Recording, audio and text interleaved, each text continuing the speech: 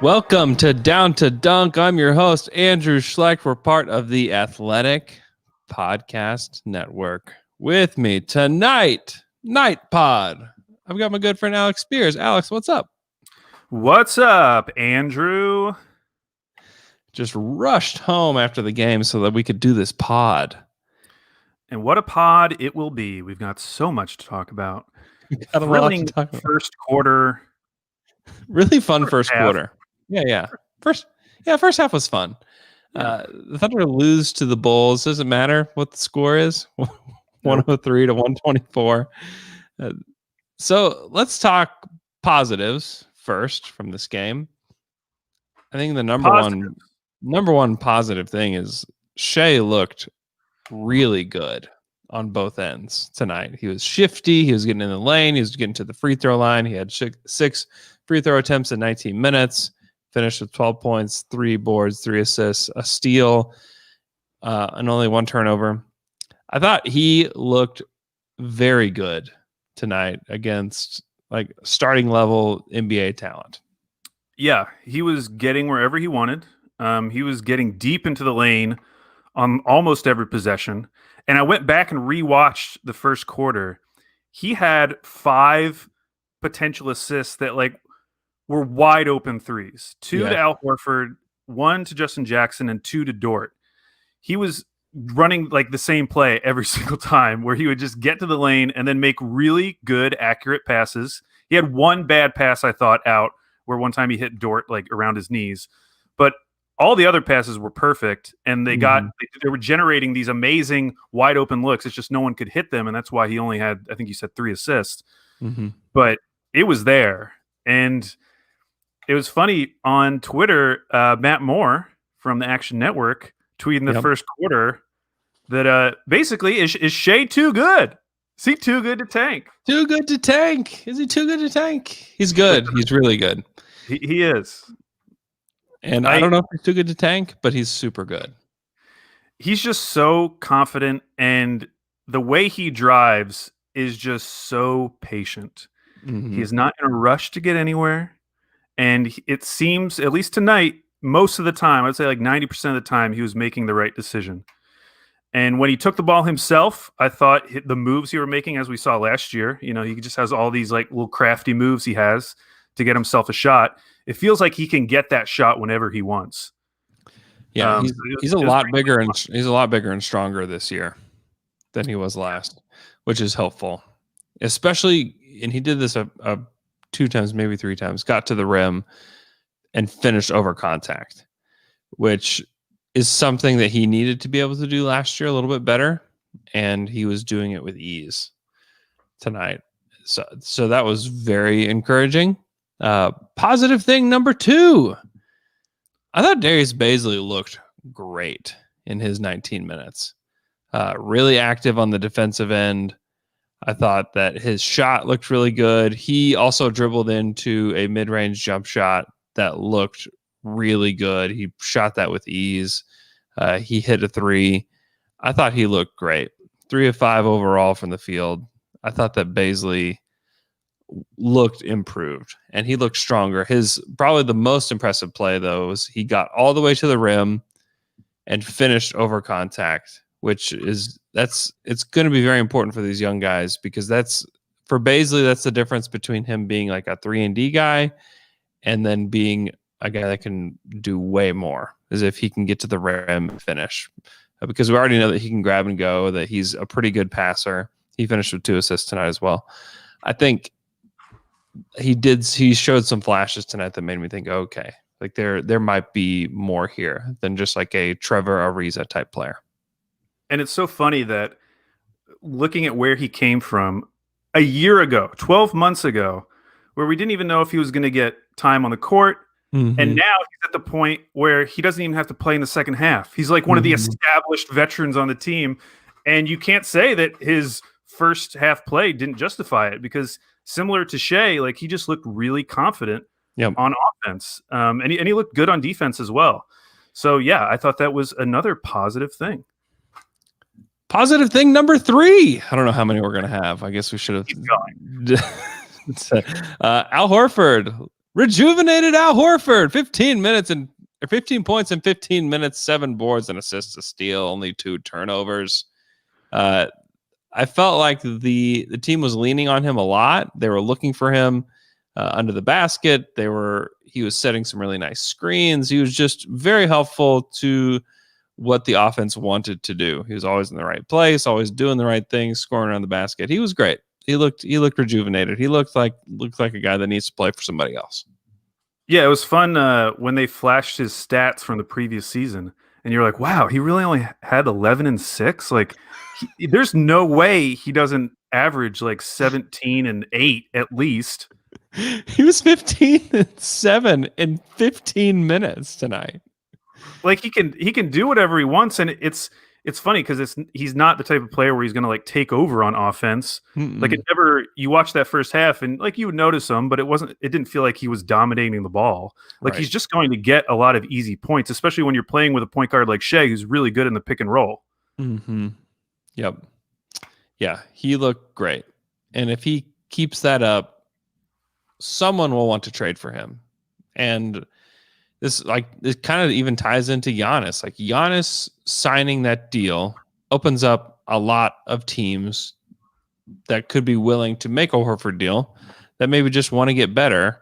And you don't have to worry about next year's free agency. Like, next year's free agency was supposed to be a really big deal. Then Paul George re-signed. Then Giannis re-signs. And now next year's free agency is going to be about as exciting as this past year.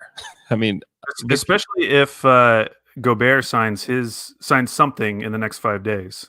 Yeah, and Gobert has a deal on the table. They're just waiting for him to sign it. So if Gobert signs, then yeah, it's going to be very boring. And if Horford looks like this for the first 20 games of the season, there may be a team like, oh, okay, he could be a piece for us. Like Dallas could be like, oh, that's a piece for us. Or somebody could say that's a piece for us that maybe thought they needed to keep the powder dry for the 2021 free agency. So it's good to see Al Horford. He was very engaged on the bench. Lots of clapping. I could hear his individual claps from my seat. Were you on the opposite side of the players? Yeah, I was like directly across from the players. I guess we could talk about the experience of being there. It was a very weird experience. So it looks like you had your own little pod. Yeah, so everybody's little cubicle was separated by plexiglass. And so it was like Royce, Joe Masato, me, and we're just sitting there watching the game. There's hardly anybody else in the building. We have to like take our temperature going in. We have to use this app that's mandated by the league in order to get in, that like helps check our symptoms. It has like our photo ID in it. It has like a photo that we took on our cameras on our phones. It's maybe the worst photo of me I've ever seen, taken by myself or by anybody else. It's just a horrific photo that I have on there. But you go in and they give you your boxed dinner, which I was very intrigued about the boxed dinner. I think that I put a tweet out there that has the boxed dinner, but it was just a sandwich labeled incorrectly. It said ham and Swiss. It was turkey and Swiss. This ended up being pretty good. Presty's going to be pissed about that. He's going to be super pissed. The most delightful thing about the boxed dinner was sliced pineapple in a baggie. I saw that, and I was wondering if that was sliced pineapple, but I was like, that'd be a weird thing to just put in a plastic bag, but okay. So yeah, it was sliced pineapple. It was, and it was delightful. Yeah, it was great. So yeah, you're in the arena. You can hear like the squeaking of the shoes. You can hear the basketball bouncing. During the game, the music is not very loud. There's some like in-arena like noise that they want to make it sound like the arena, but it wasn't on point and it wasn't great. And it wasn't that loud. People are making fun of me because the music was incredibly loud during halftime. Like the buzzer sounds halftime, the teams go in, and then they just bump Ludacris as loud as possible. Where you can't hear. I'm maybe 5 feet from Royce, and I have to scream at him, "Who is this music for?" Who are they playing this for? Because are the Thunder Girls there? There's no Thunder Girls. There's no Rumble. There's no Storm Chasers. It's just we're just sitting there. Everybody's just sitting there doing their job with just music just blaring, which is just hilarious. The Pistons did have their dancers come in, and they have them at the entrances to like all the tunnels, like in Loud City, basically, or in the middle section. And every single break, they just cut to one single dancer dancing. That's the only entertainment provided. So you just watch a single person dancing for 30 seconds, and it goes back to the game. Dude, it's the Thunder are being extra cautious with everything, which I think is the right move. I think it's a really good move. I mean, you look at like the Raptors games, they're going to have 3,500 people are going to come to the games. It's like, why? Why are we doing this? The Thunder are being extra cautious. They're not letting many people in the building at all. If you're going to the building, like you're doing temperature checks, you have to do all these things mandated by the NBA. No Thunder Girls, no Rumble, none of that. They even pre-recorded the pre-game prayer and national anthem and put it on as like a movie up there on the Jumbotron before. And it was very, very weird. It just had a really weird feel to it. Everybody's kind of looking around. But yeah, it was strange, but the Thunder aren't taking any chances. I think it's very good. I think it's a really good look for the Thunder, and it's just the right thing to do. So everybody's masked up the whole time. Like media members are masked up the whole time. You sit down at your little plexiglass station and eat your sandwich, and you just sit there the whole time. You're just there. But it was really, I think they've done a really good job of making it feel safe and secluded. And then like the basketball itself is just strange. And Isaiah Roby even talked about how it just had a weird feel to it, and that he said that he was talking to the guys on the Bulls like how weird is this, because there's nobody cheering for you. You have to kind of create your own energy kind of thing, and it's just and I feel like the bubble both from the viewing experience and I'm assuming from the player experience felt like a more intimate thing because it was such a smaller site. Yep. And it's just, I mean, I'm assuming you were there. It probably just felt cavernous to just be in this like giant building where there's maybe 100 people there.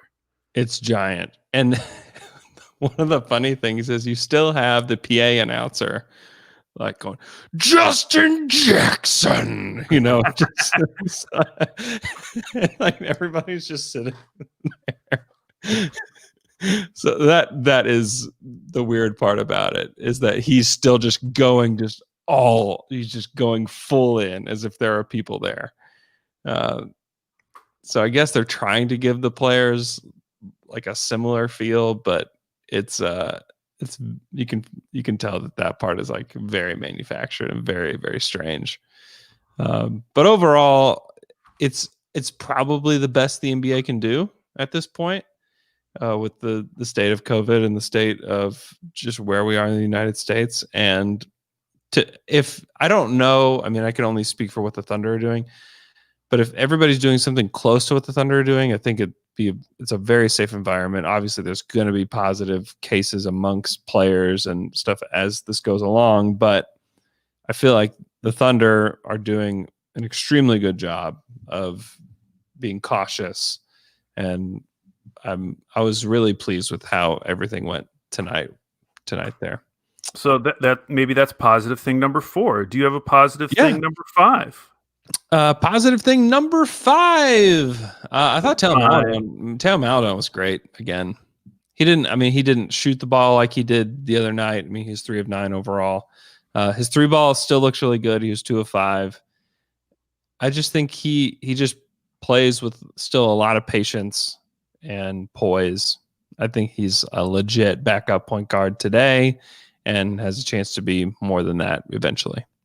And I think if you're worried, which I'm starting to get a little bit worried just about like how good is this Thunder team going to be. Mm-hmm. I think one of the worries you have is that if you have a competent point guard, a backup point guard, who can run just a competent offense. It doesn't have to be amazing. Mm-hmm. Maybe you won't see a massive drop off from the starters to the bench, because I'm looking at this starting lineup and it's like, if you have Shai, George Hill, Dort, Bazley, and Horford. Yeah, I know.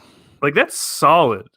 It's nice. I don't know like how positive of a lineup it'll be, or if it'll even be positive, but it's not going to be a huge negative. I know that. Yeah, they won't. They're going to hang with most teams most nights. Yep. And so, how are you going to lose? It would probably be from the bench lineup being bad. Yeah. And I think, if you're against tanking, you would probably be pretty excited because Theo looks like someone who can lead an offense. Yeah. And who knows what the players around him are going to look like, because we saw in that second half that if you surround him with G League guys, they're still going to get blown out.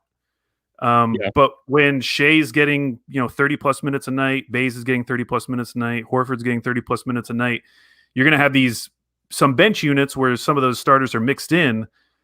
I am starting to get a little worried that they're going to be not like a playoff team. I don't think this is like last year. Yeah. But I'm starting to get worried that they could be like, I don't know, like a 34-win team. Is that possible? 30. I hope not. Like 82-game season. The equivalent of a 34-win team. Yeah. I mean, they could be. Yeah, they could win 32 games, like the equivalent of 32 games. I could see that happening. Yeah. If they keep these guys, like they need to trade George Hill ASAP. And just keep Justin Jackson in the starting lineup because he sucks. Like, he's not good. Like, he's going to hit some shots sometimes, and he'll have a game where he hits 6 threes. Cool. He's not good. Like, he is a horrible defender. He's just not any good. He's just like flat out not good. Like the minus 24, that's in the box score. Yep, checks out. Yeah, I did notice that he had the worst plus minus. I mean, do you disagree? No. I mean, there are definitely guys who are not good on this team. Yeah, and who will not affect winning in any way. And we'll see how many of those guys play. Because, we didn't even see TJ Leaf tonight. I still don't really know what he's going to look like. No TJ Leaf tonight. I was talking with Joe Masato about that. Like, does that... Obviously, it really doesn't mean a whole lot. Does that mean he's a lock? Don't even need to see him. I don't know. We know what we got in TJ Leaf. I have no idea what it means. Obviously, they were wanting to see what they have in Isaiah Roby tonight. That was a big thing that they were wanting to do. I think they were obviously wanting to get Moses Brown some run. And so if you're playing both those guys, you can't play TJ Leaf. But I don't take a whole lot from it. I mean, even if they did cut TJ Leaf, which I would be fine with, honestly, any of these guys they cut is probably one of the most inconsequential things that happens all season. We're kind of we're thinking about it too much because honestly, whether they cut TJ Leaf or Isaiah Roby or Kenrich Williams or even Frank Jackson or Admiral Schofield, it doesn't matter. Like, none of that matters. It doesn't. It doesn't at all. Which is, honestly, I am excited about this season just in terms of the watchability, because in both of these first 2 preseason games, we have seen competent basketball being played. Mm-hmm. And I think that's really important because I remember those process Sixers where you're not looking at the development of like a true prospect like Shai or Baze. You're talking yourself into Tony Roten.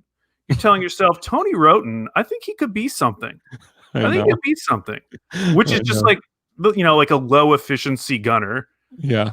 Which you find on like truly bad teams. Uh-huh. And that was awful because they especially at the beginning. I mean, you basically had MCW and that was it. We have so many more interesting prospects to watch, and it appears that they're going to be playing some entertaining basketball. Mm-hmm. So that's good, both for watchability, but also for actually evaluating these guys. Yep. I think that the data we're going to get from this season is going to be relevant, and we're going to be able to use it. Whereas I don't think you could say that with some of those Sixers teams. Without a doubt. If you don't have at least one competent point guard to just set the table, it's impossible to know if you have a good wing or a good big man. Like, it's just impossible to know. I mean, they may have. Well, I don't. I mean, it's good that the Thunder have those guys because one, it doesn't even matter if you're the team that wins 9 games anymore because the bottom 3 teams have the same odds. So you don't have to be just the worst team ever to get there. And the Thunder may still lose. They still may be in the bottom 3. I mean, that could definitely still happen because I think the bench is bad enough to lose them a lot of games. Like, I think Maledon is probably the best guy off the bench. Right. And he's a teenager. You know, like he's not going to affect winning at a high level. He kind of reminds me of Monte Morris a little bit. Like, bigger point guard, kind of plays more upright, can shoot it, really good passer. Kind of reminds me of him.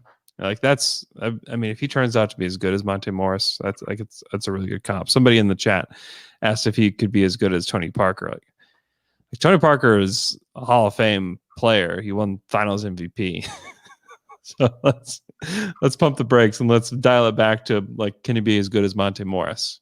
Because if he can be, if that's what he can achieve, I mean, that's a really nice player to get in the second round. Yeah, he just got a contract extension. He did. Yeah, he got paid. Yeah. He's a good player. Let's see. Anything else positive? Anything else positive? I mean, so Poku was kind of like in between, but I will say that I do think he played better tonight. I did not laugh as much. In fact, I only think I laughed once when it looks like he crossed himself up on the defensive end. He's so like jumpy on defense. Like, he just like sways back and forth so easily that he gets out of position almost every single time. But I thought the rest of he was not gunning the way he was against San Antonio. No. He was much more controlled. Yeah. And there was a point in the second half where he had 3 plays, not consecutive, but pretty close together, where he made great interior passes to Moses Brown, and Moses only converted one of them. But all 3 of those passes were really good and really showed like some basketball IQ and some playmaking ability. And so I like seeing that. So he didn't have his shot tonight, but I actually thought he looked better overall. He looked more like an NBA player. Yeah. He was a stat sheet stuffer tonight. Was he really? 7 points, 1 block, 2 steals, 2 assists, 7 boards. Wow. Got to draft him. Draft him in fantasy. He's a sleeper. He's fast asleep. Yeah, he's a project. He is the youngest player in the league. We're going to be saying that all year. The youngest player in the league. And it's still going to be true. He's got a long way to go. I mean, he just does. But he's got like foundational skills that are going to help him to get there. And I hope they just continue to play him. I was really glad to see him play 23 minutes. I was a little afraid when we saw Justin Jackson start. It's like, oh boy. And then you've got like Hami, who played a lot. And I was just like, I hope that he plays. But he played 23 minutes. That's great. I hope that we continue to see at least 15 minutes from him going forward. He still has a chance to be a really nice player. There's nothing I've seen that's discouraging with him at all, actually. I mean, he still plays with a level of confidence that it's still a little bit surprising to me. Whenever he's on the court, I still just think about him saying, and he answered this question twice to the media. It's like, people asked him, like, who inspires you, like, as a player? He just says, I just play my game. I just play my game. I just keep thinking of him saying that while he's out there just doing stuff. Okay, bad things. Bad things that happened. Lou Dort was super bad tonight. Super terribly bad. He was completely out of rhythm. 0 of 7 from the field. 0 of 4 from 3. Looked just out of sorts altogether on the offensive end. Only played 18 minutes tonight, but just didn't look good. And that's the kind of variation you're going to get from a guy like Lou Dort, who is not a good shooter. I know he scored 30 points in the game you saw previous to this him play, but Andrew's last game. He 30 points. This kind of variance you're going to see. And also, we don't know. I think he had COVID. I don't know if he had COVID. I can't say definitively that he did, but I know that he was not with the team for a majority of training camp. And so he's still just trying to probably get his legs under him and kind of figure out what Mark Daigneault wants him to do, because he was just kind of doing stuff out there. Speaking of doing stuff, Hamidou Diallo out there doing stuff. 1 of 8 from the field, 0 of 2 from 3. Just took some of the most god-awful shots out there. I'm going to go ahead and nominate Hamidou Diallo as the tank commander of the Oklahoma City Thunder, because if you're worried about the Thunder being too good to tank, which is one of my favorite phrases ever, just put Hami at the front. Just make Hami your tank commander, because he will get you where you want to go. Yeah, he needs 25 minutes a night minimum. Yeah. We got to see what we got in him, Andrew. We got to see it. We got to see. We got to figure out. It's a year of discovery. Yeah, I want to discover everything I can about Hamidou Diallo. I want as much point Hami as we can get. You and me are going to be like more negative on the actually good players. Shai, like I don't know what Shai's ceiling is, and then we're going to be like, hey, let's see what we got from Hami. You know, like this is the time to find out. He could still be something. Let's just keep playing him. If they keep Isaiah Roby, we're going to be like, you know what? I'd like to see Isaiah Roby take more threes. Let's get that volume up. It's not about percentage, it's about volume. Could Isaiah Roby take in a game? I think we need to find out. Oh man. Anything else negative? I mean, I said Justin Jackson. Justin Jackson was wretched. I mean, he's a bad player. He was someone I did not like in that draft. And remember, that was the pick that the Kings traded the Zach Collins pick back for 2 picks, one of which they got Harry Giles, who's now playing eventually with Zach Collins in Portland. Yep. And they also took Justin Jackson. I actually liked the trade down at the time, and I liked the Harry Giles pick, but when they took Justin Jackson, it's like, come on, there's got to be something else you could do. Yeah, it was obviously not a good pick. He's been bouncing around. I think he can shoot it, but he's kind of a fake shooter to me. He's never shot it well, like as well as he needs to stay on the court. So he's a little bit of a fake shooter. Is Larry Markkinen also a fake shooter? I don't know. He is a guy that I want to be so much better than he is every time that I watch him. Him and Wendell Carter. Like Wendell Carter sets good screens, but both of those guys. Yeah, I kind of thought Wendell Carter was like a Al Horford type. Yeah. And I'm very tempted to take Wendell Carter in fantasy basketball tomorrow night, because he's getting a lot of hype on the fantasy sites, because it's like, well, who else is going to play for the Bulls in their front court? Like, they have to find out what they have with these guys. But then I watch them and I'm just underwhelmed every time. He's very underwhelming. Zach LaVine is great. I think Kobe White is great. Yep. I mean, they do have some young players I like. But yeah, that front court, I'm still waiting. Yeah. Unimpressed. I was impressed with Patrick Williams, though. Like, Patrick Williams is legit. He's very energetic. He is. Yeah. He was everywhere. Yeah. One of our commenters, White Black, says Lowry was really good in his rookie season. I agree. That's why I got sucked in. Yeah. He was really good. Mm-hmm. He attempted to murder the Thunder with a dunk. That was fun. He did. He was driving a little bit more than I anticipated, so I think that's good. But yeah, I'm very interested with this Bulls team, because as you know, I don't know if you have any preseason hot takes. You know, you've probably watched a couple games of various teams at this point. Mm-hmm. One of my takeaways was that we went a little too far on the Bulls. I think we both suggested they might be the dark horse, and maybe said, why can't they be better than the Hawks? Which, I mean, maybe they could, but I've now watched 2 of their games. And I'm not feeling as good about that. Nope. Already wrong. Might want to pull back on that one a little bit. Are there any other preseason takes you've had just from watching a few games? Oh, teams that interest you? I think the Suns are going to be super good. Yeah, a lot of people were sharing clips tonight of the Suns, just them playing good basketball, or Chris Paul coaching up DeAndre Ayton. or Chris Paul directing people on the court in game. He's going to make a difference. And I think having Jay Crowder there as well is really helpful too, because now their starting lineup is completely legit. Mm-hmm. I guess the other team that people, especially John Hollinger, John Hollinger was the one that got me more confident in my Timberwolves over pick. Yeah. And within a few games, he's already saying, like, I do not feel good about the Timberwolves at all. There's so many below average players that are going to get minutes on this team. And then Matt Moore did a really good write-up on the Kings. He picked the Kings to be the worst team in the Western Conference. Really? Yeah. Well, like he made the case why, looking at all the teams in the Western Conference, everyone's kind of picking the Thunder, but he was saying, I think if your next pick should be the Kings.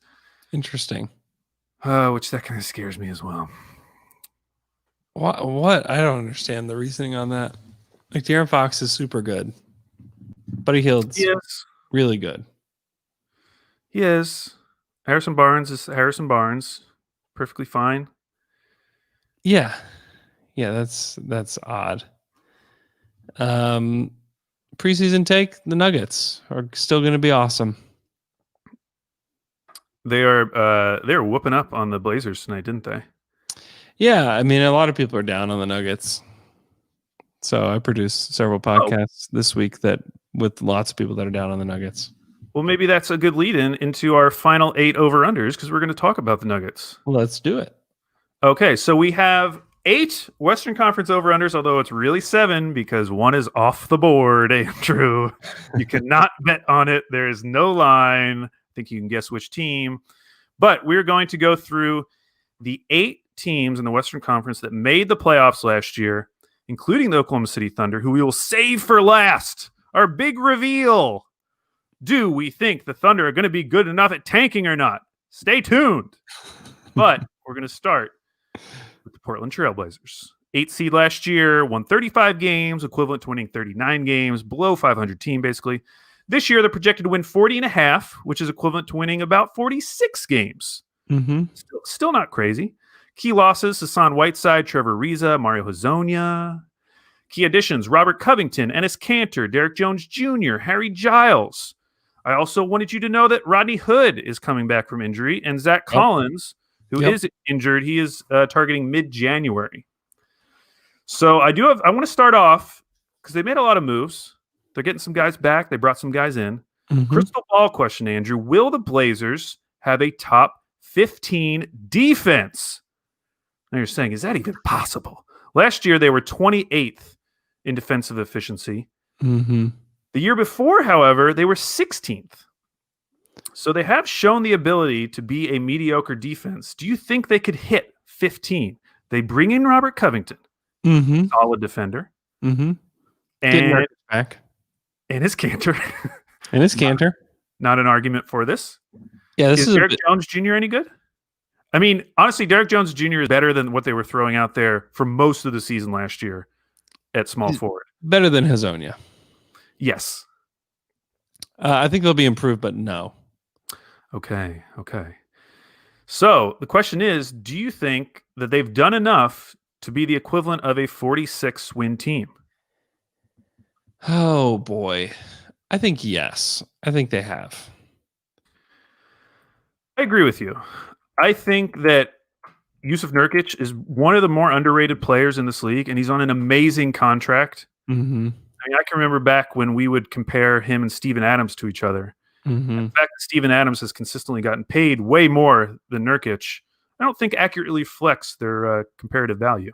Nurkic is way better, yeah. Nurkic is really good, and he was, I mean, I was stunned at how good he was in the bubble. Because he was coming back from a major injury, ton of time off, and he came in and just dominated. So that was great to see. So you have to figure he's maybe not bubble level, but he's going to be really good.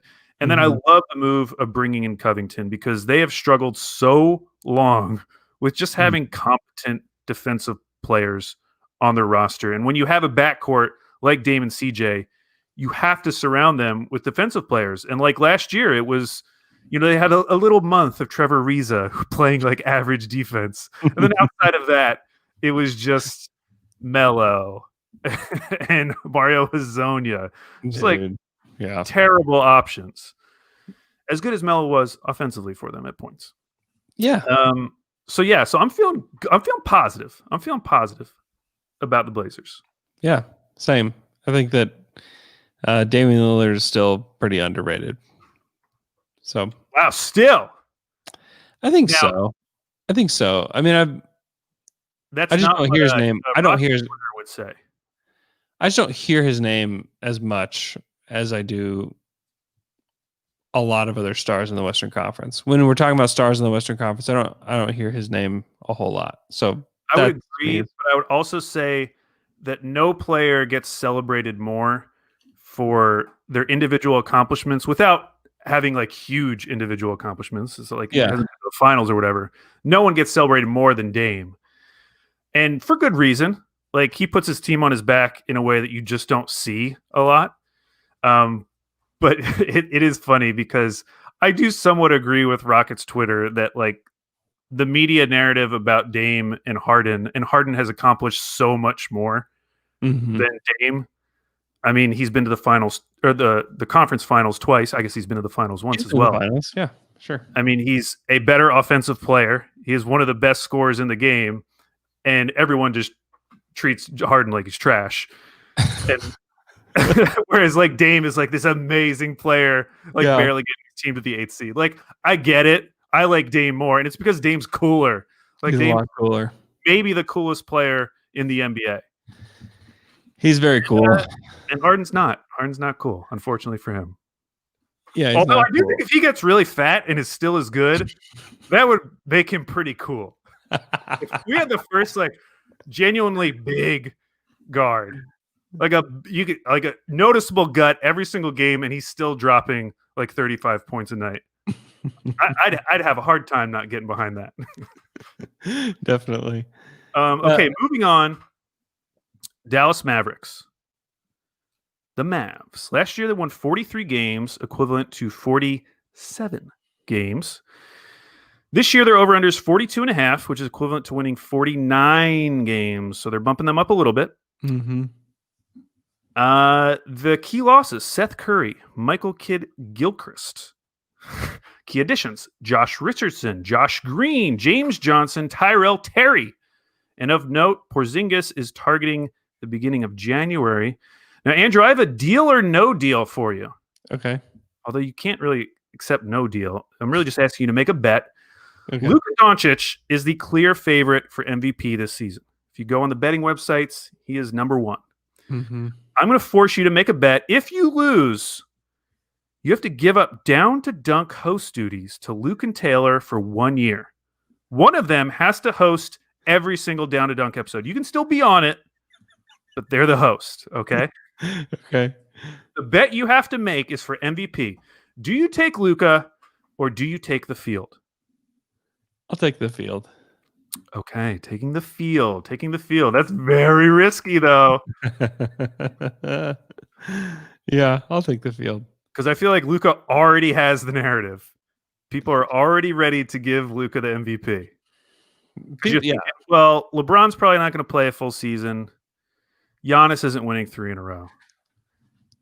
Maybe Steph comes back and is amazing, but is the team going to be good enough? Like, you don't think Giannis can win 3 in a row? I mean, I think he could, but I don't actually think he could. I think he could in the sense that I think he's going to have another good year, but I don't think they're going to give him 3 in a row. Yeah. Maybe they will. I mean, people are very excited about him re-signing with the Bucks. Very excited. If he were to leave or get traded, then I would say there's no chance. Yeah. But now that he decided so you think it's kind of like a feel-good story? Yeah, I do. I do.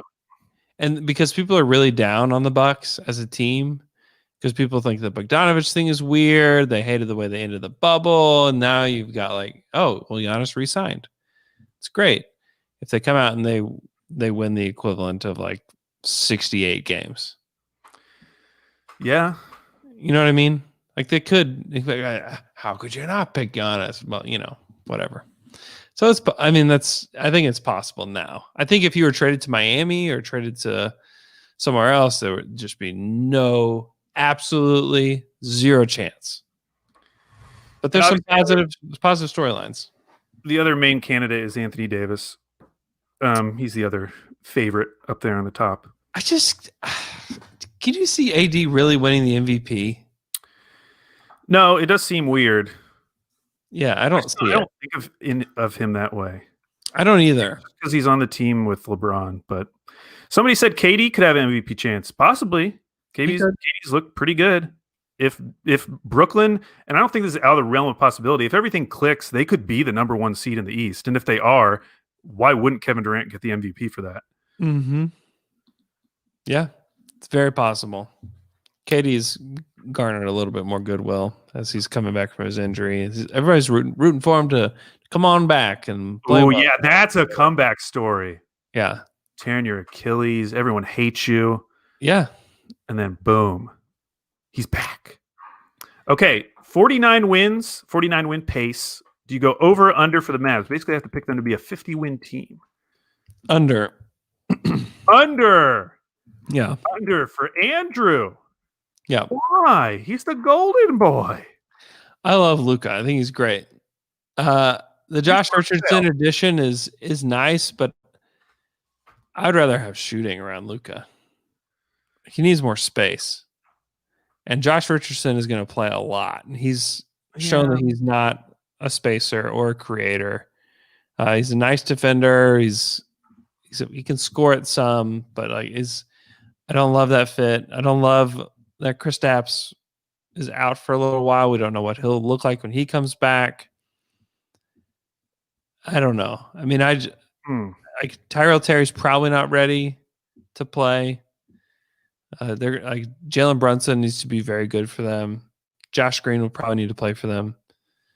So, Jesse Smith says they need George Hill. Yeah, heck yeah. If they get George Hill, then I'm back on. But right now, I'm off the Mavs train. But they need a floor spacer. They need somebody that can really shoot it. Tim Hardaway Jr. is not really that guy either. Yeah, I feel like if you put Luka on the floor with 4 NBA players, you're going to have a good offense. Like, it doesn't really matter. Like, they're going to be a top 5 offense. And I feel like Josh Richardson raises their floor a little bit because he's going to improve their defense, at least more than Seth Curry did.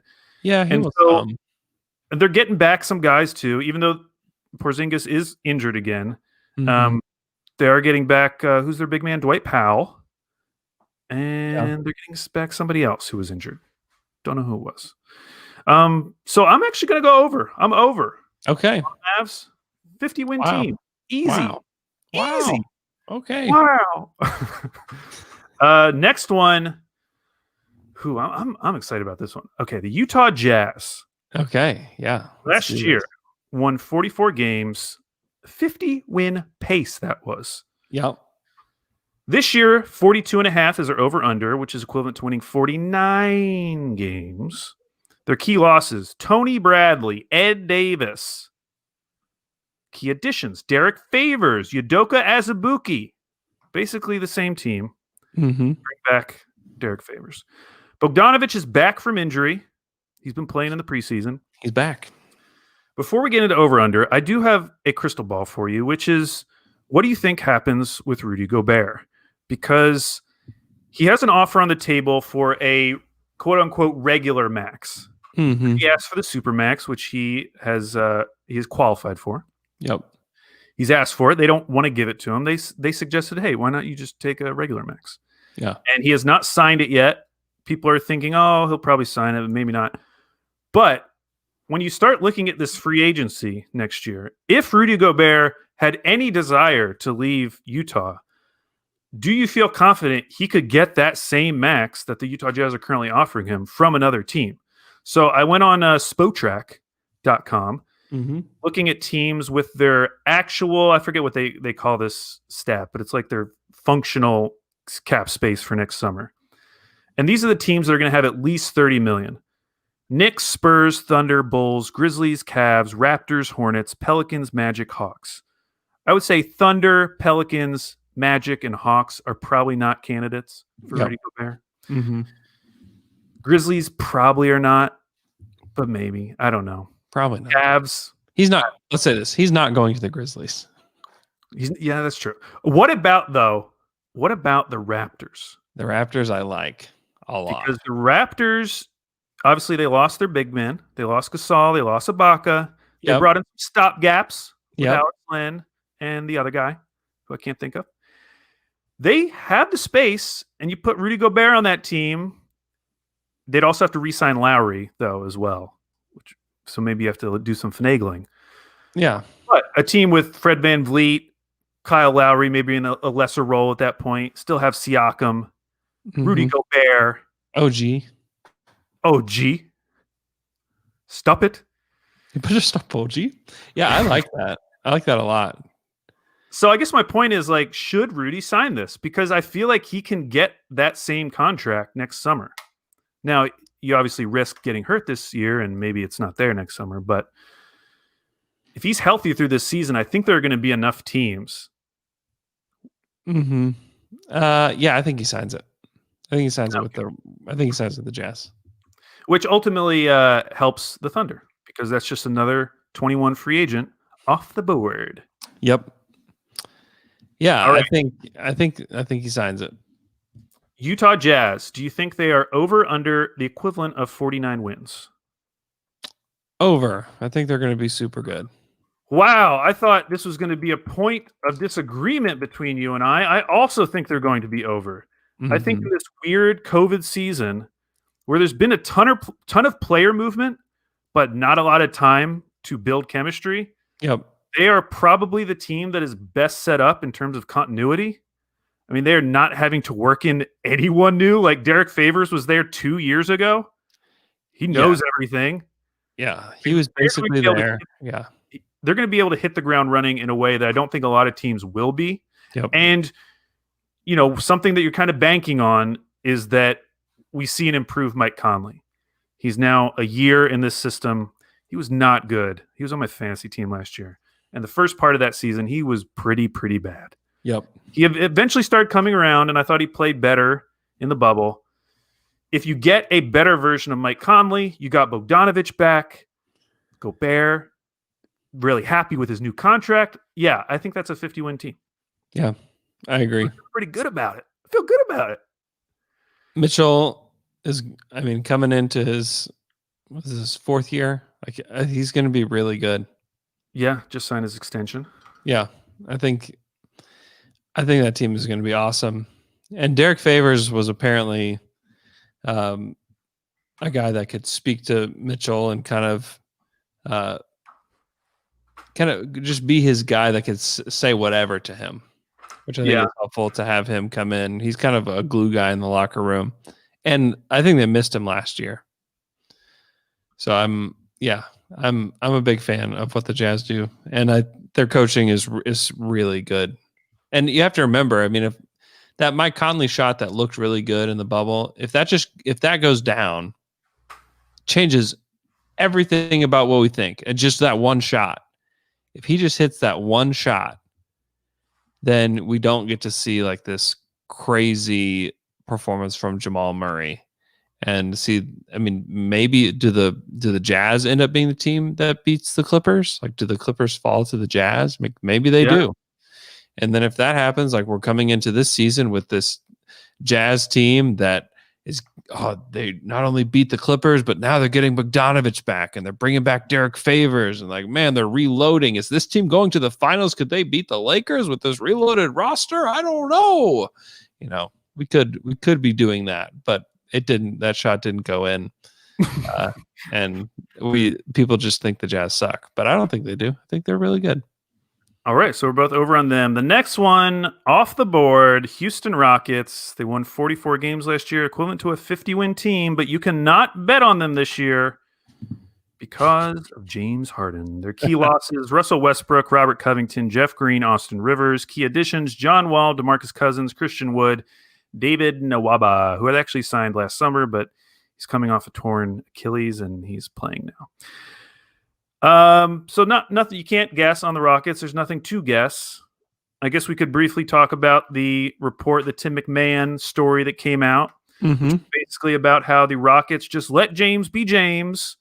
And maybe this is, chickens coming home to roost in a way, because they kind of built this monster, and now they're having to live with the decisions they made, which I think is interesting because I think you could probably write a similar article about Russell Westbrook in Oklahoma City. The difference being that like Russell Westbrook shows up on time and he's like much more committed. Yeah. In a way that James Harden has not been throughout his career. Yes. Russell would never, ever do this. Never, ever. Even if he was unhappy, he would never, ever not show up to training camp. But I mean, like, even leak pictures on his own Instagram of where he's at. I mean, just never, ever.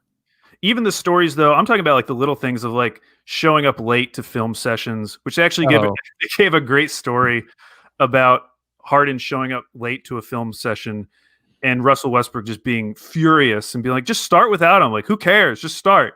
And they wouldn't do it. And I just can't imagine how mad Russ was in that moment. Because Russ, I mean, he grew up in, people talk about the Miami Heat kind of having this like military style.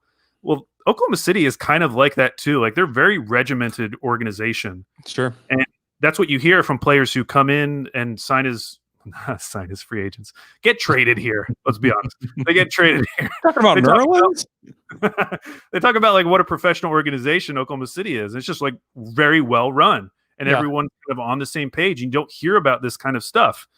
And I think part of that is that Russell Westbrook was that kind of guy too. And he fit in really well with that system. And so when he went to Houston and saw that, he probably would have been fine with James getting some preferred treatment, like preferential treatment. But it sounded like it was more Harden not showing the respect to his teammates or his team in general, whether it was like showing up late to something or getting to decide like, oh, I'm going to be hungover. I'm partying tonight. Let's not do tomorrow's practice, or it's going to be excused absence for me, stuff like that. I'm sure that stuff just infuriated Russ. And I feel like it makes a lot more sense now why Russ wanted out. Yeah. I also think that Russ knew that this was coming. Like he knew that James was going to do this. And so he's like, you got to get me out of here first. So I think the most interesting detail from that story was Tim McMahon reported that last summer when James said that he wanted them to go get Russell Westbrook, he said, if you don't do it, I'm going to demand a trade, which is just a really interesting sliding doors moment because Red 94 brought this up on Twitter. Like if they had traded James then, like they could have gotten that Paul George haul or something equivalent, and they could be in the position that the Oklahoma City Thunder are now. But instead, they overpaid for Russell Westbrook, and now we see what happened. They really honestly could have been Bizarro Thunder, where it's Chris Paul, Shai Gilgeous-Alexander, Danilo Gallinari, and then the cast of characters around them. Dude, that team with like, you still have PJ Tucker, Daniel House, like, I mean, that would have been a very good team. It probably would have been better than last year's Rockets team. Easy. Yeah. I mean, it's crazy. Yeah. It's exactly right. Like James Harden they should have just said, okay, we'll trade you. Which it makes sense. Like that's Morey's guy. I understand why he didn't, but now, I mean, everybody jumped ship pretty quick. Coach, GM, right. Us, like everybody's like, okay, we know what's happening here. We got to get out of here. I love his interview from today. He was asked what he was doing in Atlanta and Vegas during training camp. He was training. He said, I was training. And then the follow-up is so good. He says, for what? The start of the NBA season. Why in Atlanta and Vegas instead of Houston? My personal trainers. Oh, it's just such a perfect exchange. Training for what? It's crazy. And if you watch that preseason game, like he still looked like it's still James Harden. Like he didn't look bad. He's still doing James Harden things. But I think it's very interesting. Going back to that sliding doors thing, I wonder if Tillman Fertitta wasn't the owner. Yeah. And Morey could see himself in Houston long term. Would he have been more willing to do some shocking James Harden trade last summer? Because he would have enjoyed the rebuild staying in Houston, but because of Fertitta, he knew I'm eventually going to want out anyways. Why don't I just make this trade we'll see what happens. And if it doesn't work out, I'll just leave. Yeah. Which seems like what happened. Yeah, it's possible. And maybe he could have even like extracted more. So I still think that like James Harden's value last summer is probably more than what Paul George's was. And maybe you get like Montrezl Harrell in that deal too. Yeah. Like then you just have like, because someone just mentioned in the chat, like Capella still would have been on that team. Like, yeah, they would have had like 10 good NBA rotation players. I mean, like, yeah, you have Capella in the Steven Adams role. Like, it really would have been Bizarro Thunder. Like, it honestly would have. And then, like, what did the Thunder look like? Because then, like, you lose your Paul George destination. And, like, do they run it back? Like, I don't think they do. But what do they do? I'm going to blame this non-trade on Fertitta and just thank him again. Yeah, he's the gift that keeps on giving. He's our hero, honestly. Because I mean, the Thunder, if they run it back, go out in round 1, 3 years in a row with this Paul George, Russell Westbrook team, like, oh boy, then what do you do? Then like their value is plummeted. Then you are the Rockets, where James Harden's value is not where it should be right now. The Rockets are placing it where it should be. But you don't hear about like a ton of teams like jumping in. You hear about the Sixers saying, we don't even want to include Ben Simmons. Like, okay, what? Yeah. Like, this is James Harden. What else are you going to include? I will say Giannis signing that super max is the reason why you don't do the Brooklyn Nets trade 3 weeks ago. Yeah. Because any of those teams that were banking on Giannis, they at least have to consider like, should we just go after James Harden now? Like, that'd be a pretty nice fallback. Like, we have to start planning for the future at some point. I don't know, like a team like the Knicks, and I don't even know if they would have enough to give, but I just feel like, why not? Why not? Yeah. James Harden in New York with Tibbs. Oh, gosh, dude. That's a disaster. Such a disaster. I still feel like a Ben Simmons for James Harden deal is probably going to happen. I do too, but the closer we get to the start of the season, the closer we get to the Sixers starting off really well, because their starting lineup is going to be good. Yeah. Ben Simmons, Seth Curry, Danny Green, Tobias Harris, Joel Embiid.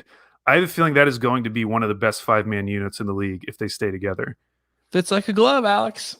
Fits like a glove. It's going to be really good. And if they get off to a hot start, they're not trading for James Harden. 5 fingers in a glove, Alex. All right, we got to keep going. Denver Nuggets. We didn't have to choose anything there. Off the board. Denver Nuggets, 46 wins last year. They were a 52-win team. This year, over-under is 43.5, equivalent to just winning 50. 50 wins. Mm-hmm. Key losses, Jeremy Grant, Mason Plumlee, Torrey Craig. Key additions, JaMychal Green, RJ Hampton, Facundo Campazzo. Great name. Great. Of note, Will Barton will be back from injury. Yeah. Will the thrill. It's a big deal. It is a big deal. He's back. Gary Harris looked better in the bubble than he has in like 2 years.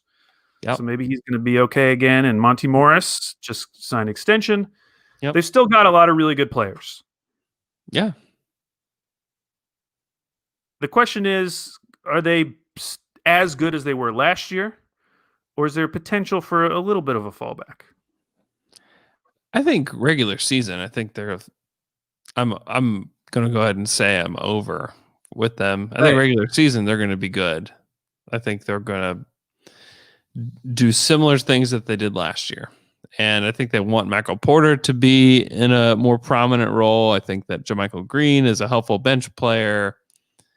I think Will Barton is he's scored 15 points per game when he was played for them. Like that's a big deal to lose him. And then to not skip a beat, I don't know. I think to bring him back will be very helpful for them.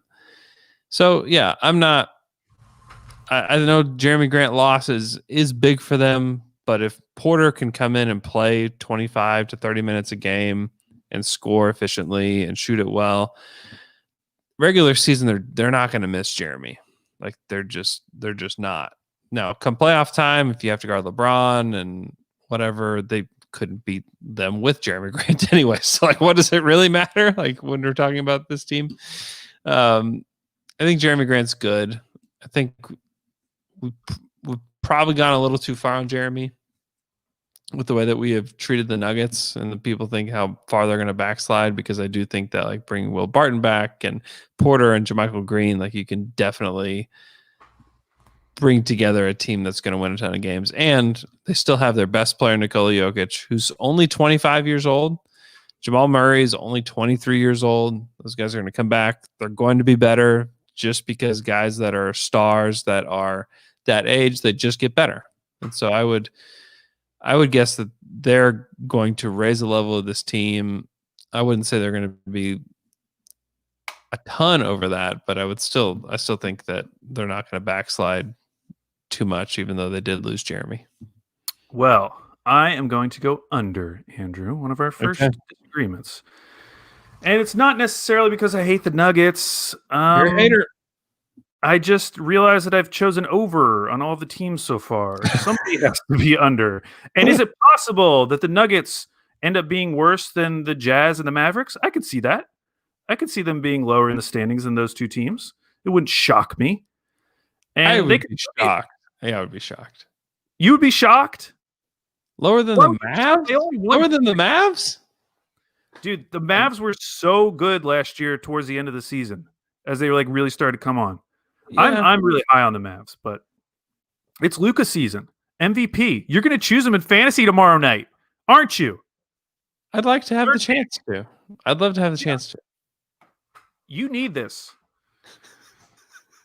I'm going under. Jeremy Grant, no sinking ships. He got off another one. Join the Pistons.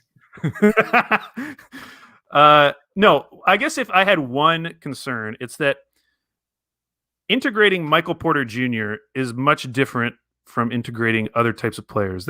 He's going to take up a lot of usage and shots, and it's going to be a little bit of a adjustment. I mean, we saw them do pretty well with it in the bubble, but it's going to be different when they're playing, 72 straight games. And if he's not as good as he was in the bubble, and maybe his defensive limitations become more apparent in the regular season, because you're now starting a lineup with, Porter Jr., Jamal Murray, Jokic, who I think is probably better at defense than we all think, but he's still not like an elite defensive player. Mm-hmm. Maybe that hurts them more, and maybe it's really difficult for them to maintain an average defense. And maybe that's the reason why they finish potentially lower than like the Mavs and the Jazz. Again, they could win 49 games, and I'd still get it. So there we go. Yeah, true. And the reason why I have to go under is because I'm going heavy over. I am locking it in for our next team, the Los Angeles Clippers. Los Angeles Clippers, 49 wins last year, equivalent to winning 56 games. This year, their over-under is 46.5. Mm-hmm. Over 82 games, that would be 53 wins. Their key losses, Montrezl Harrell, Landry Shamet, JaMychal Green. Key additions, Serge Ibaka, Luke Kennard, Nicholas Batum. I feel like people are way freaking out about what happened in the bubble. I don't care. They were a 56-win team last year. Mm-hmm. Kawhi Leonard missed a third of the season. No, sorry. Paul George missed a third of the season. Paul George. Obviously, Kawhi is still going to miss some amount of time because he doesn't play back-to-backs, whatever. Paul George missed a third of the season last year. He only played 48 games. Yeah. He's going to play more, and Paul George is very, very good, despite what you may hear about Way Off P. Yeah. I think this is easy money. They're going to be over 53 wins. Kawhi Leonard, Paul George playing a decent amount of the season is easy 50 wins. And then I think bringing in Serge Ibaka, who I think is better than Montrezl Harrell. I do. I think for winning, isn't that what we care about, Andrew? For winning, I think he's better. Yeah. Luke Kennard, I really like him if he's not hurt, but he's been hurt. He's hurting. He had some really nice days back in Pistons land, and I used to pick him up on my fantasy team. I'm not even going to make a case for Batum because I don't believe in Batum. But those first two, Ibaka and Kennard, I do like them. Yeah. And I think you could argue those are upgrades over Harrell and Shamet. So I'm going over with my Clippers. Your Clippers. You're not worried about the amount of known losers on this team? Who? Name one. Reggie Jackson. All right, that's one. Nick Batum. Nick Batum, I heard you call him a known loser. He is not a known loser. He's a known loser in the way that Boris Diaw was a known loser when he was terrible on those old Bobcats teams, and then he went back to the Spurs and became amazing again. He was no. Boris was amazing for those Suns. He would have never been a known loser. No, Batum was amazing for the Blazers back in the day, and then he amazing at losing. Bobcats, similar to Boris Diaw, to get some money. Great for him. He decided he didn't want to play for a couple years, and now he's going to the Clippers, which are the new version of the Spurs, because Kawhi's there. Okay, yeah, that's what makes it. Lou Williams, known loser. No, he is not a known loser. What has he won? Name one thing he's won. Name one thing he's won. He's won a lot of Sixth Men of the Year. Yeah, a lot of people lose getting those. He's been. You know what he lost in winning that? In winning the Sixth Man of the Year, he lost the ability to ever start for anybody ever again. Loser. He is on a very cheap contract. Lower than I would think. Because maybe there is some. Maybe people know something. He's known. It's known. That's what I worry about with the Clippers. There's too many known losers on this team. Whatever. I'm not worried about it. And I think Ty Lue is going to be great. Ty Lue was, last time I saw Ty Lue coach in basketball, he won a ring. Actually, he did really terrible that next season and then he got fired. But before that, he won a ring. Mm-hmm. And I think that's great for him. And so here we go. Clippers 2020, 2021. This time we have chemistry. That's their slogan for this season. I think their biggest weakness from last year is still the same weakness this year, which is they don't. Playoffs. Who cares? Which they don't have a lead guard. Again, who cares? They won 56 games last year without a lead guard, with Paul George missing a third of the season. I know. I think they'll miss Trez during the regular season too. Like Serge can't replicate what Trez did in the regular season last year. No, he can't. He's not that kind of player. I mean, their bench units are going to take a hit in terms of scoring. Yeah. But that's why you bring in the wizard on the court, Nicholas Batum. He's a wizard with the ball. He's a wizard. What's the over-under again? You have to pick them to win about 53 games. The equivalent of 53? Yes, the equivalent. Oh, Lord. You can't go after you crapped on my take. You can't go back now. No, I just think you're crazy going way over, but it's not even way over. It's just I'm locking it in. I'm so confident that they're going to win 54 games. Is that what you said? Did you say 54? Well, I'm saying that's all they have to win for me to win. Could they win all 72? Yeah. Oh shoot. I think you're here's why I'm going to say over. Because I do think that they feel motivated to shut people up. They better. Because if they don't, if they're just like a mid-pack Western Conference team, they're going to get roasted. They'll get roasted. I think, I still don't believe in them as a title contender, as like a team that could go win the NBA title. I don't believe it. I just don't think Paul George has it. I think we've seen enough. Has what? I mean, I've seen him just wilt away in the playoffs over, how many years in a row has it been? 4? Like, how much more do we need to see? Like, what else do we need to see from him? He just got paid. Like, what is he? Like, great. I don't know. I just don't buy it. I just don't buy Paul George as a guy that's going to show up. Every time when the moment mattered most, he has just withered away. Year after year. Remember that game winner hit over Gobert though? Yeah, regular season. It was really cool. It was fun. That moment didn't matter. It didn't. It mattered to me. It mattered to me. It just didn't matter though. You know what I mean? You know what I mean. Yeah. Okay. So you're going over though. Okay, great. I'm going over. All that talk over. Okay. I just don't like them. Okay. Before we can finally talk about the Thunder. Oh my gosh. Okay. Yeah. Los Angeles Lakers, 52 wins last year, equivalent to being a 60-win team. This year, they're projected to win 47.5, equivalent to a 54-win team.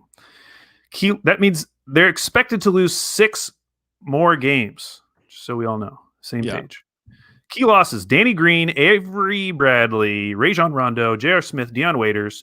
Key additions: Dennis Schroeder, Montrezl Harrell, Wes Matthews, Marc Gasol. Andrew, another bet for you.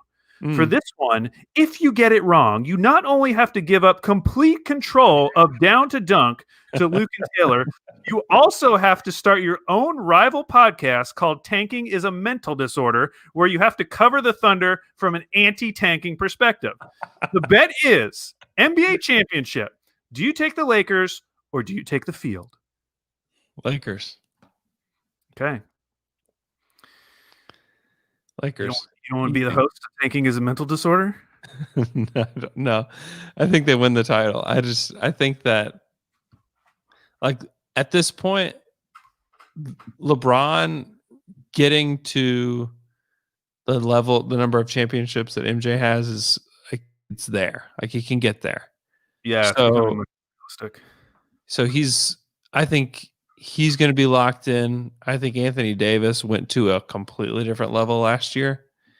I think Dennis Schroeder is a great addition for them. I think Montrezl Harrell is a really nice regular season addition for them, where I think he'll be okay with sitting, because I think they're going to want to slide Anthony Davis to the 5 and LeBron to the 4. And, like, sorry, Montrezl, those guys are way better than you'll ever be. I think that'll be fine. I think Wes Matthews is a great replacement for Danny Green. I think Marc Gasol will help increase the IQ on the team. You got the Taylor Horton Tucker hype train. Woo! I'm all in. I'm all in on this Lakers. This Lakers team is stacked. I think they're absolutely stacked. Be fun. Huh? Now this is going to be fun. Now this is going to be fun. I think Tony Jones on the Athletic NBA show earlier this week said that he thinks this is the best team that LeBron has ever played on. Really? Which I'm not sure. I mean, I might agree. Like, Anthony Davis is probably the best player he's ever played with. Yeah. And then from top to bottom, like, there's just, like, quality players like Dennis Schroeder, KCP, Trez, Wes Matthews, Kyle Kuzma, Alex Caruso, Marc Gasol. I mean, that's a lot of guys. Like, they have a lot of guys that have a lot of experience. Yeah, I mean, the competitors would be probably the Heat team that beat the Thunder in the finals of 2012, and then I think that a lot of people seem to think that the best Cleveland team was actually the team that lost to the KD Warriors, the first season of the KD Warriors. So those are your competitors. Yeah, I mean, Kyrie versus AD, I gotta take AD. I think the Heat teams are definitely ones that you have to take a better look at, like the Shane Battier, Mike Miller. Yeah, Heat teams, like, those were really good. And, like, remember when Mike Miller lost his shoe? Of course. How could you forget? Didn't matter. I agree with you. I'm going over. You said everything I was going to say. Let's get on with it. Last team, Oklahoma City Thunder. Last year, 44 wins. 50 win pace. This year, over under 22.5, equivalent to winning 26 games. Key losses: Chris Paul, Dennis Schroeder, Steven Adams, Danilo Gallinari, Abdul Nader, Terrence Ferguson. Key additions: Al Horford, George Hill, Trevor Ariza, Aleksej Pokusevski, Theo Maledon, Ty Jerome, and then all the guys that we watched tonight. Before we you remember them? Remember the game earlier? Yeah, I was there. Before we give our over-unders, I did think it was interesting. I was on betonline.ag, and they do have some individual player props. Yep. And they only have one for the Thunder, but it seemed like easy money, Andrew. Easy. Mm-hmm. It was SGA over-under 21.5 points per game. And if you take the over, it's minus 145, so it has been bet up a little bit. Yeah. But that is easy money, right? 21.5? That's easy money. Now, the one that I think you could debate on is they did have another one for SGA, which was over under 6.5 assists per game. What do you think about that one? I mean, that's under. I would be floored if you average more than 6 assists. I do feel like, especially when I'm in fantasy, like when I have a player who gets 7 assists per night, I think of them much differently than the player that gets 6 assists per night. Yeah, I would be shocked. Oh, hold on. We got some Darius Bazley over-unders. Oh, let's hear him. Listen to this. Darius Bazley, points per game, over-under 10.5. Oh, that's kind of, I don't know if I would bet that. That's a stay away for you. That's a stay away. I mean, I could see it going either way. Have you said who's going to score points on this team? Somebody has to. Yeah, I mean, if I'm not convinced they can trade Al Horford this year.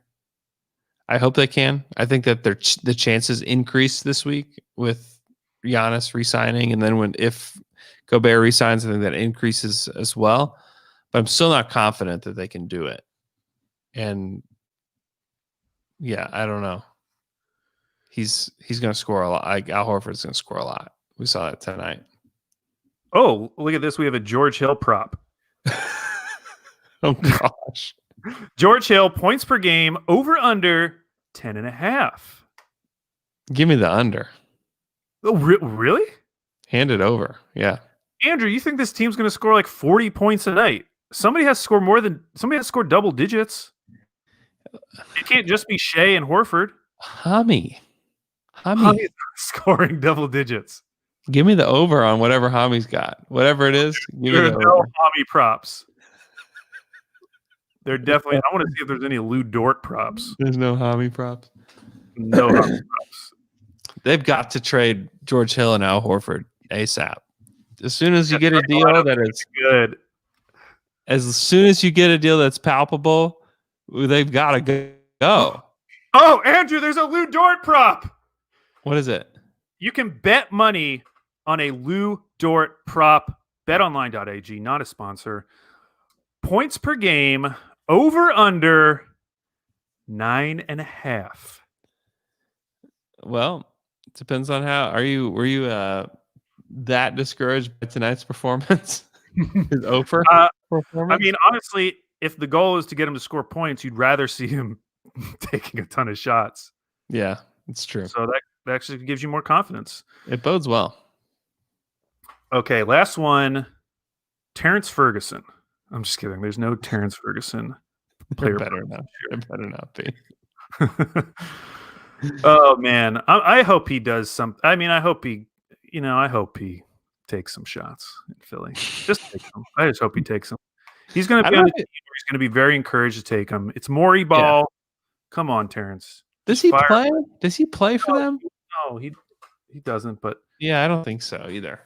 Like Korkmaz is ahead of him. Matisse is ahead of him. Mike Scott is ahead of him. Danny Green is ahead of him. Like there's just too many guys ahead of him. Seth Curry ahead of him. Maxey, yeah. Maxey, he's buried. He's buried, but he's going to get a shot. He's got to be ready. All right, Andrew. To end the pod, over under, will the Thunder win the equivalent of 26 games? That's scary.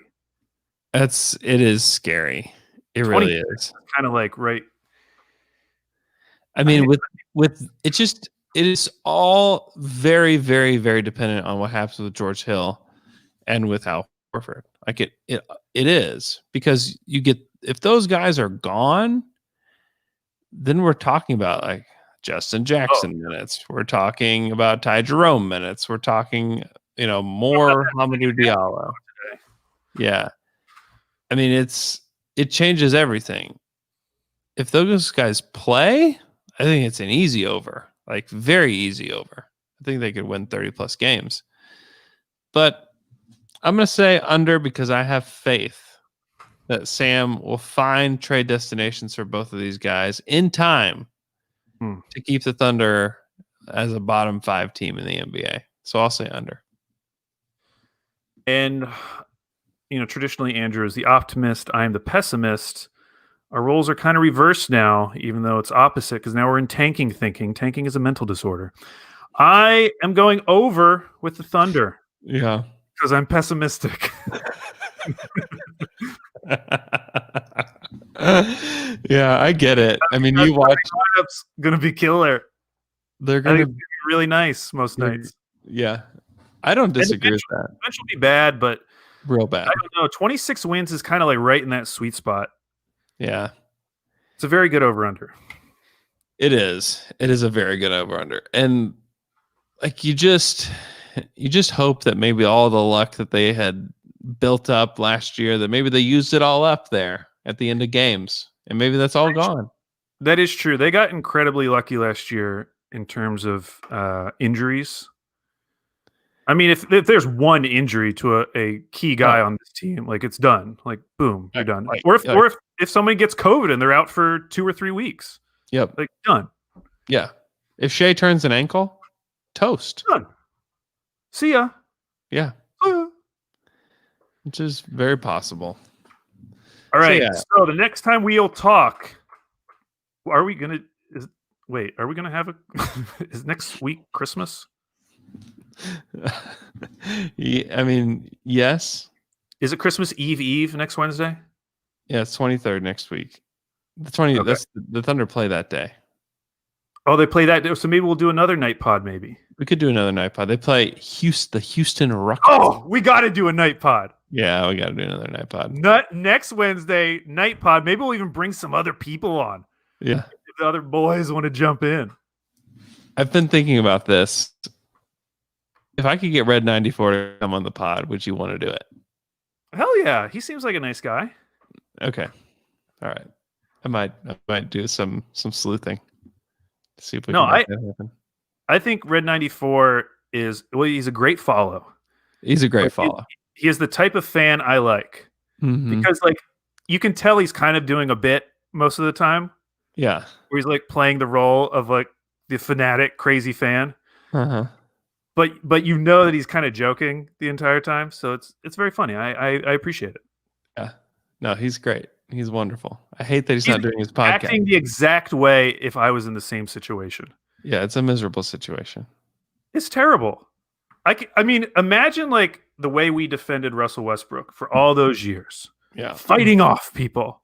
Yeah, and then if he had demanded a trade in this way, when we still feel like we have a good team to put around him. Right. Like we would have gone crazy. Yeah. I've enjoyed his him like trying to pump himself up about John Wall.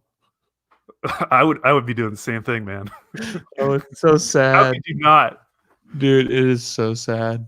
At the same time, have you been watching him? Seems like Wall still got some juice. He does. There's some Wall juice there.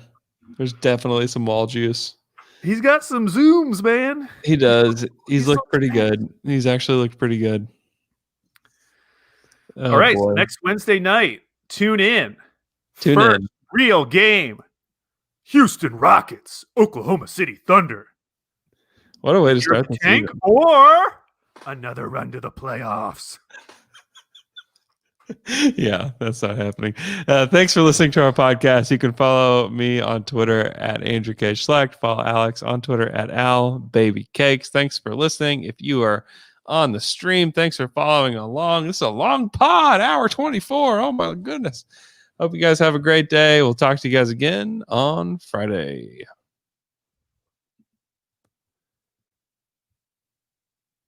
Don't kiss his butt and all of a sudden be pro Rockets if he comes on. I do not want to be embarrassed by my Thunder squad. I promise not to kiss too much, but good.